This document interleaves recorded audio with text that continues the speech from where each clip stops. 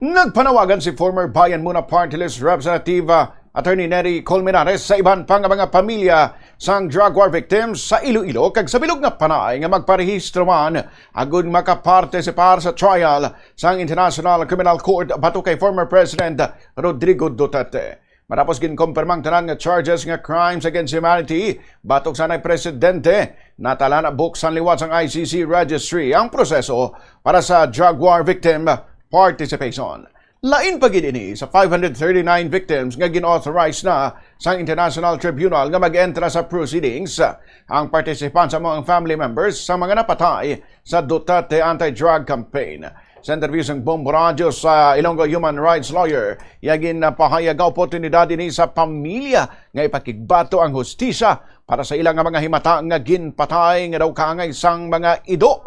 Nagpanugyan si Colmenares nga mahimo magdirekta sa pagparehistro sa ICC website o kung magpakigangod sa ila o kung sa Rise Up for Life and for Rights o kung Rise Up. Ang Rise Up mo ang network sa mga pamilya kag advocate sa mga biktima sa extrajudicial killings nga yara sa idalom sa National Council of Churches in the Philippines.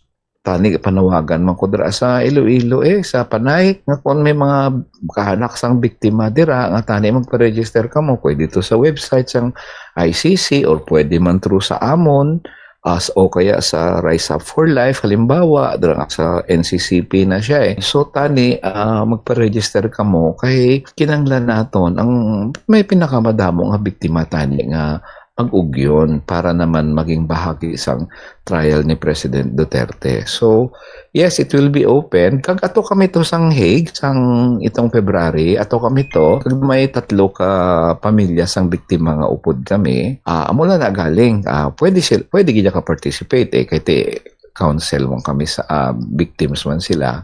Muna na galing kayo, hindi kami kasarang sa plite. Unlike sa mga anak ni President Duterte, kag mga asawa niya, damo ila kwarta, mo.